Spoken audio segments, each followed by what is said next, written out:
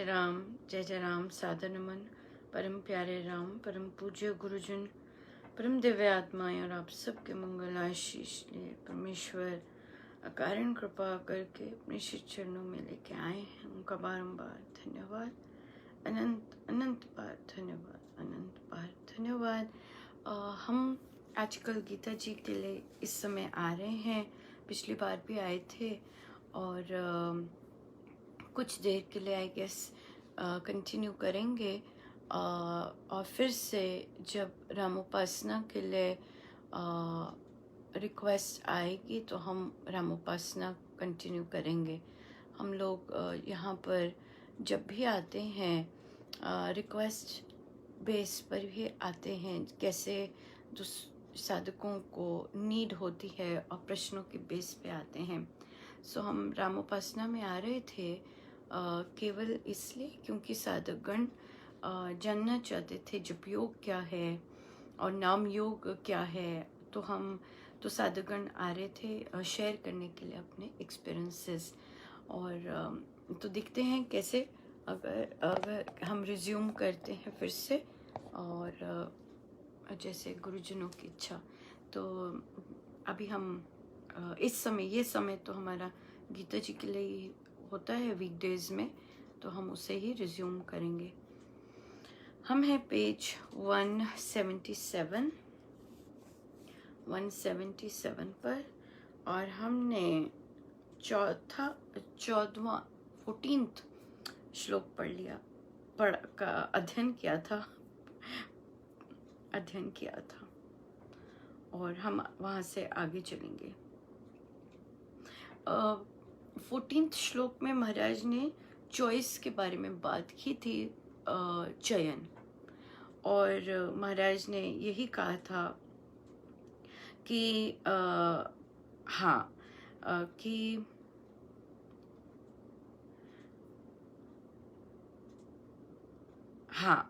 कि यही भद्र है और यौक्तिक सत्य है कि देहधारी आत्मा अपनी स्वाभाविक स्वतंत्र इच्छा से कर्म करता है। हाँ, ये वाली बात हुई थी और बोला था कि परमेश्वर जो है वो स्वतंत्र इच्छा में नहीं हस्तक्षेप करते, केवल देहधारी आत्मा ही अपने चयन करता है और फिर उन्हीं चयनों के कारण आगे बढ़ता है। और वे चयन अगर निष्काम होते हैं तो उसे मोक्ष भी उसे ही मिलता है, ये था। और फिर महाराज ने कहा यहाँ ये जानना आवश्यक है कि दुष्कर्मों का करना, अनुचित स्वरूप को देखना, अनुचित शब्द को सुनना आदि कर्म करने की शक्ति का दुरुपयोग मात्र है, वह आत्मा की स्वभावगत शक्ति नहीं है। ये आत्मा की शक्ति नहीं है। दुष्कर्म करना, अनुचित स्वरूप देखना, अनुचित शब्द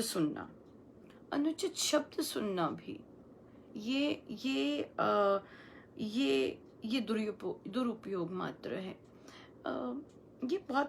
ये चीज बहुत सुंदर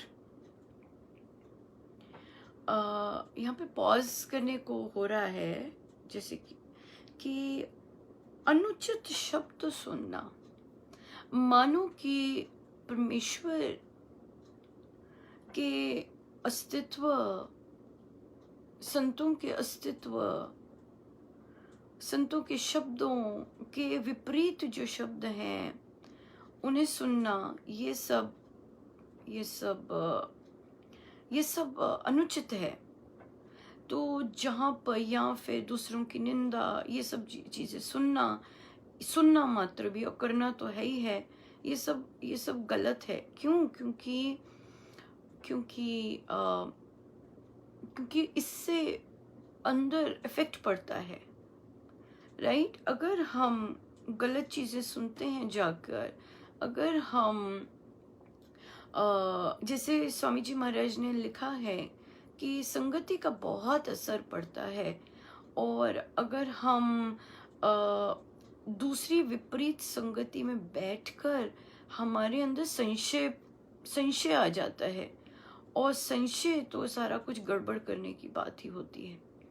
सो इसलिए ऐसी चीज़ें सुनना भी, जो लोग चाहे महाराज ने, स्वामी जी महाराज ने मेंशन किया है, चाहे वे परिवारजन ही क्यों ना हो, जो कि संतों के विपरीत बोलते हैं, ग्रंथों के विपरीत बोलते हैं, और इस तरह विपरीत बोलते हैं, वो सुनना मात्र भी दुरुपयोग है। सो इसलिए एक साधक जो होता है और एक रामोपासक कह लीजिए, साधक बोलेंगे तो विश्व भर की जो कुम्मा की इस रास्ते पे चलने वाला, उन सब के लिए इस तरह का कुछ भी करना, सोचना और सुनना, ये दुरुपयोग होगा, उम, कर्म करने की शक्ति का दुरुपयोग है।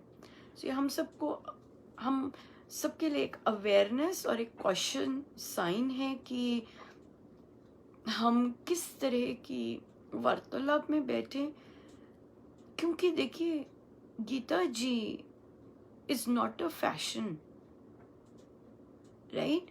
गीता जी समाज का ट्रेंड नहीं है कि अच्छा लोग आजकल ऐसा कर रहे हैं तो हम ऐसा करने लग जाएं, पर ऐसा तो कोई करता नहीं है संसार में, तो ऐसा होता नहीं है, ये चीज नहीं है।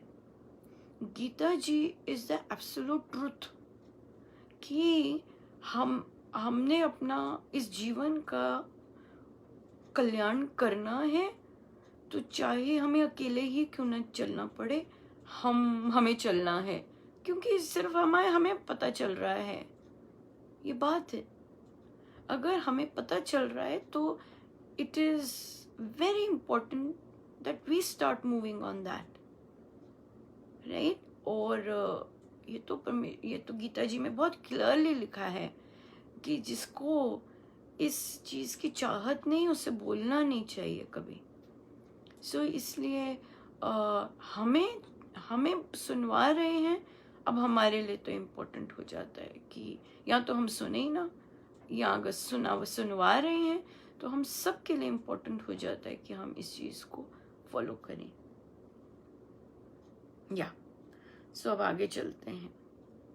सर्वशक्तिमान भगवान किसी मनुष्य के पाप को अपने ऊपर नहीं लेता और ना ही पुण्य कर्म को लेता है। अज्ञान से आत्मा का ज्ञान ढका हुआ होता है, उससे प्राणी मोह में, अविवेक में फंस जाता है। कर्म के उसके कर्ता के साथ ही संबंध होता है। कर्मों को करने वाला कोई कृत्रिम बनी हुई वस्तु नहीं है, वह एक सनातन चेतन सत्ता है। जब कर्म करने का अभिमान, मैं करता हूं, ये भाव उसमें ही है, तो कर्मों का उत्तरदाता भी वही है। यदि आत्मा बनी हुई वस्तु हो तो वह कोई सत्य वस्तु नहीं रहता, और उसका नाश हो जाना भी अवश्यम भावी नियम के अंतर्गत है। बनी हुई वस्तु कार्य हुआ करती है, उसका कोई कारण होता है, और वह अपने कारण का विकार ही समझी जाती है। कार्य का अपने कारण में लय भी अवश्य होता है। तब तो घट पट वत बने हुए आत्मा के पाप पुण्य का सारा भार, उत्तरदायित्व उसके बनाने वाले पर जा पड़ता है। इसलिए यही सत्ता है कि आत्मा एक नित्य वस्तु है।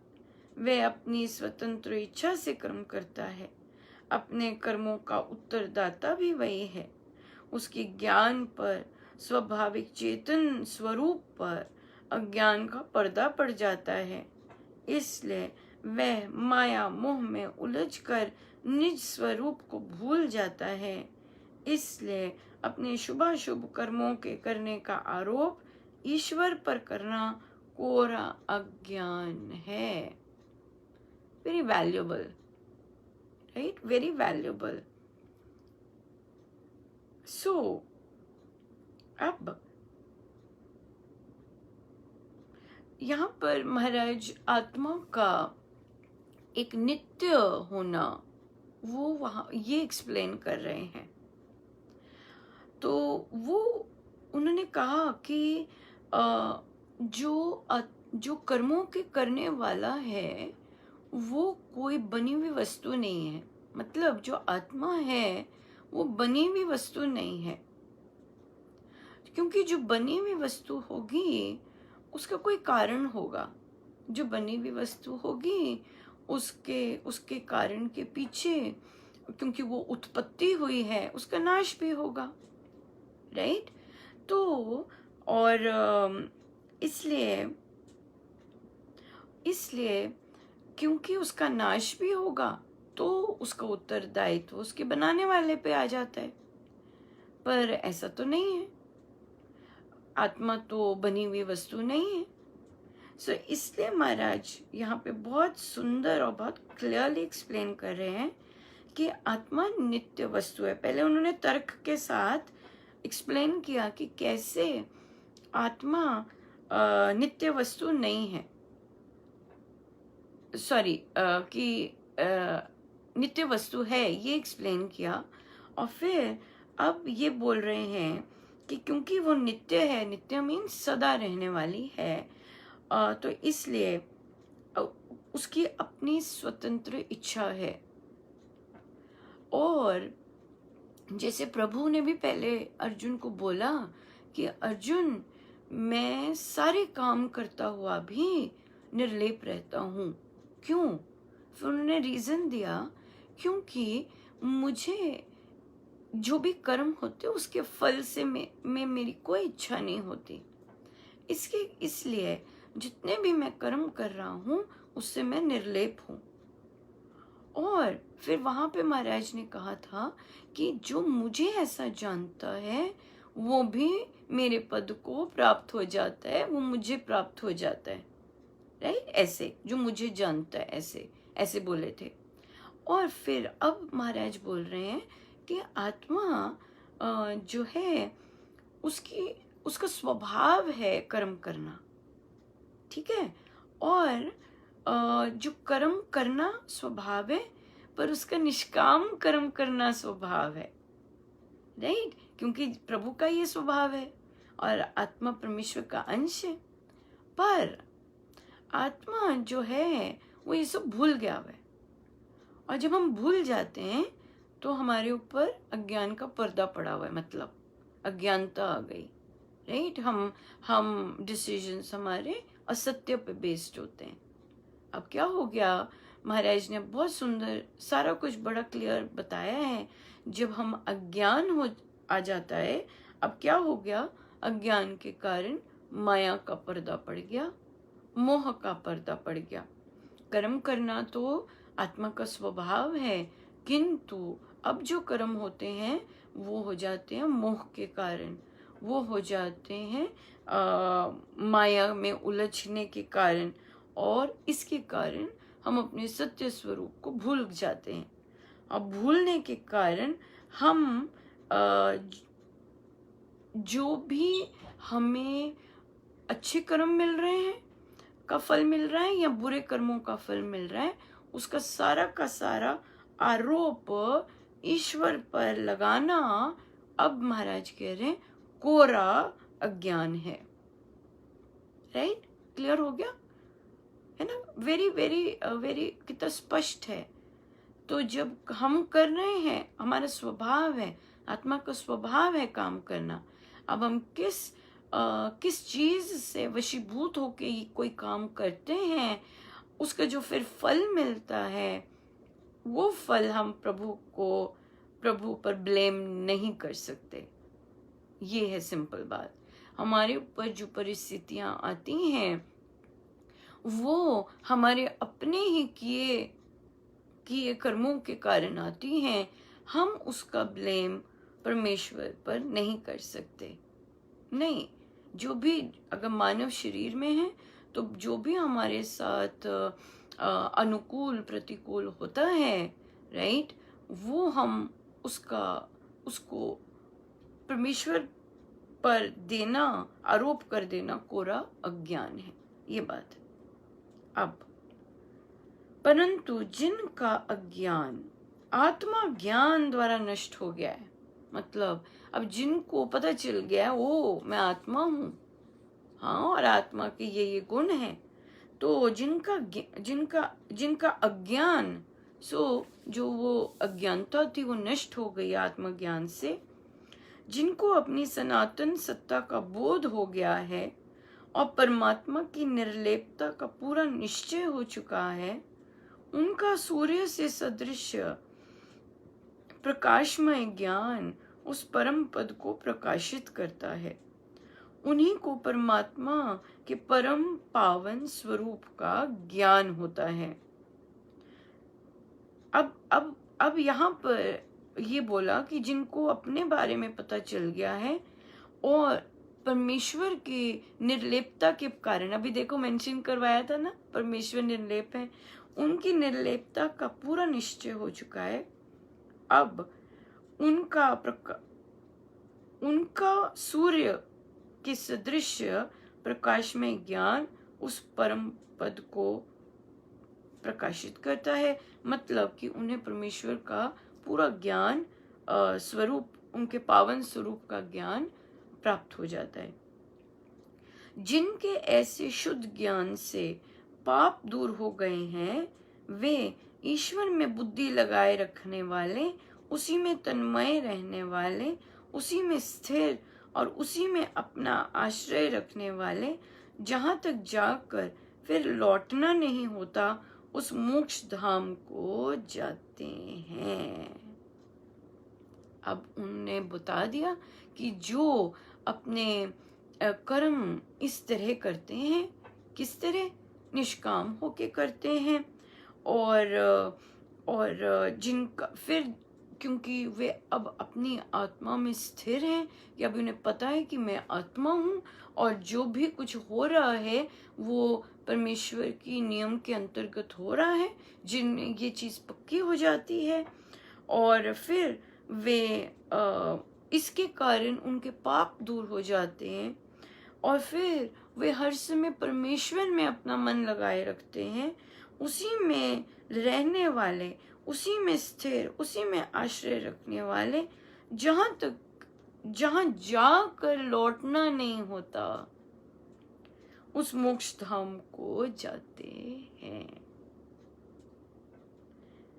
बहुत सुंदर ना, कितना क्लियर किया ना, बहुत बहुत ही स्पष्ट शब्दों में क्लियर किया, और बहुत ही सुंदर, बहुत ही सुंदर। सो यहाँ पे बस एक ही अगर पंक्ति में एक ही शब्द में अगर हम कहना चाहें, वो आ जाएगा निष्काम कर्म।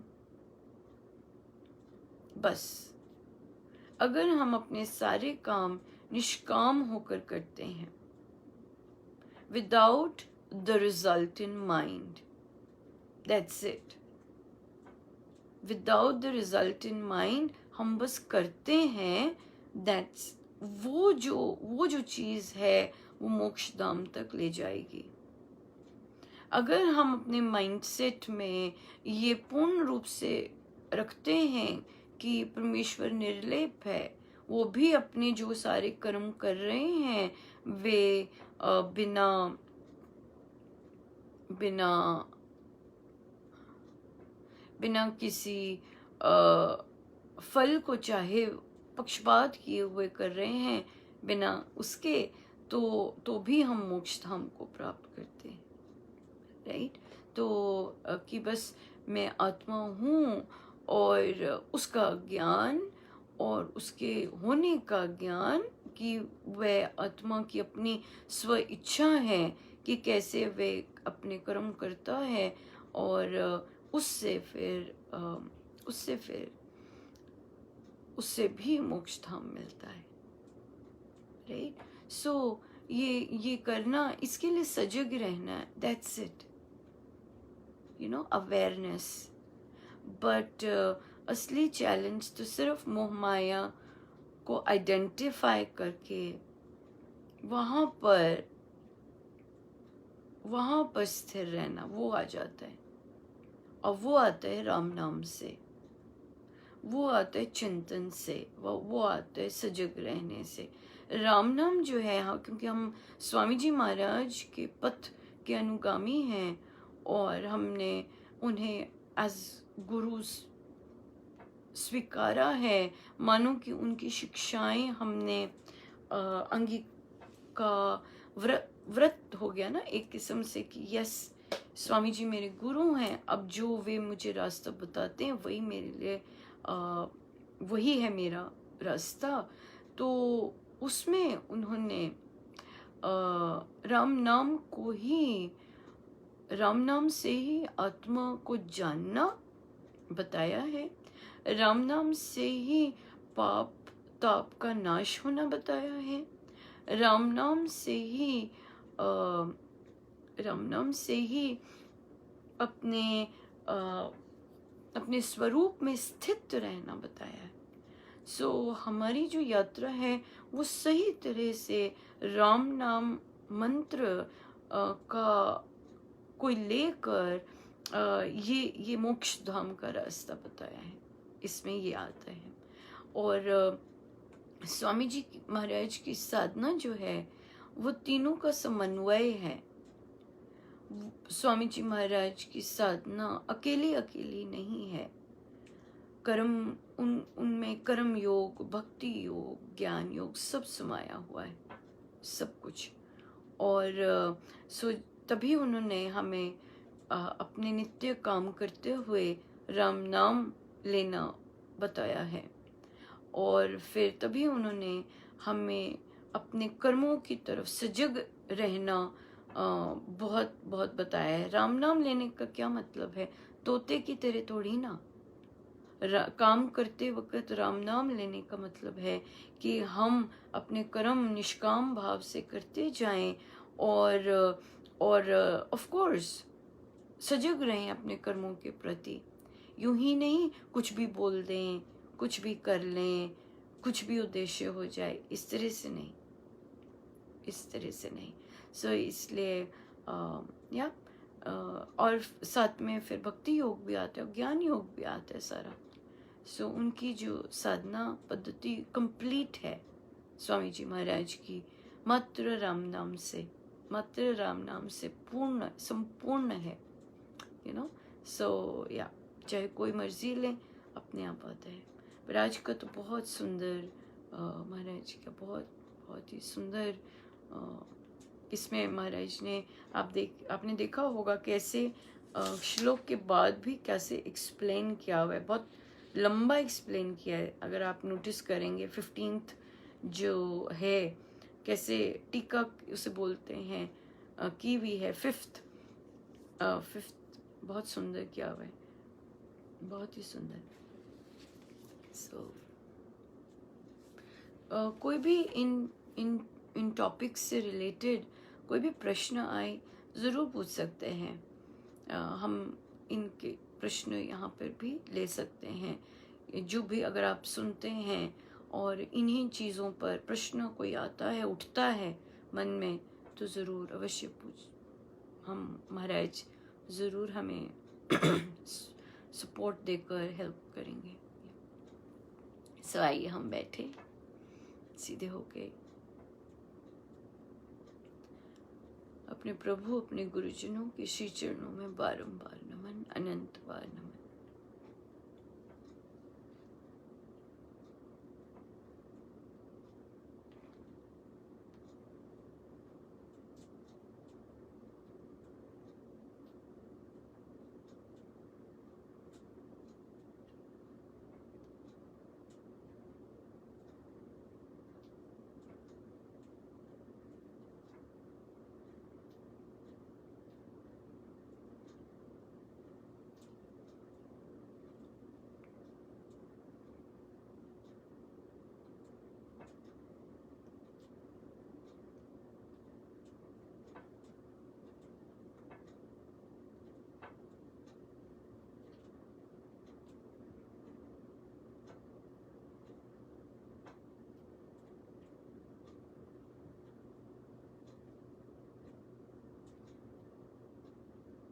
ये समय परमेश्वर से वार्तालाप का समय होता है।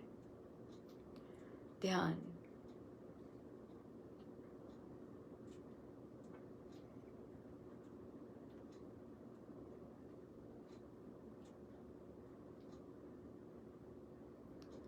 और हम परमेश्वर से उनके श्री चरणों में रहकर अरदास करते हैं कि प्रभु, हमारे जितने भी संशय हैं, संदेह हैं, उनका आप छेदन कर दीजिए, उनको दूर कर दीजिए और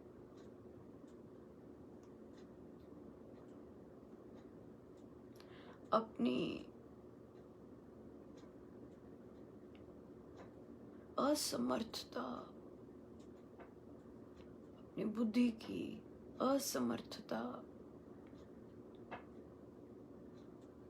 हम यहाँ पर बहुत क्लियरली प्रभु के आगे रख सकते हैं कि प्रभु, मैं असमर्थ हूँ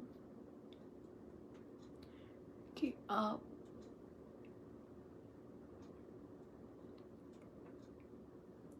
क्या आपके इशारों को समझने में, आपकी इच्छाओं को समझने में असमर्थ हैं प्रभु।